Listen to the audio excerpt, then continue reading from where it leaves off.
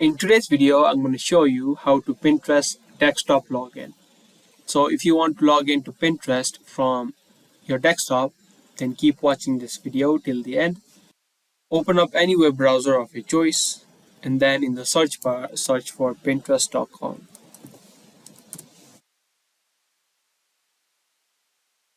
Pinterest is an image sharing and video sharing platform where you can share these videos and images in the form of pins. It is a great social media website to showcase your skills.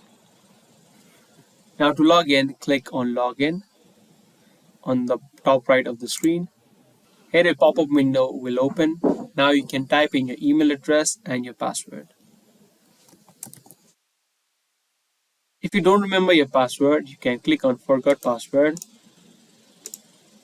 And from there, you will receive a verification link from where you'll be able to create a new password. You can also log into your account using Facebook or Google. After you're done filling in this information, click on Login. There you go, you have been logged into your Pinterest account. I hope this video was helpful. If it was, then subscribe to our channel because we come up with videos similar to this on a regular basis. So if you like it, make sure you also turn on the notifications.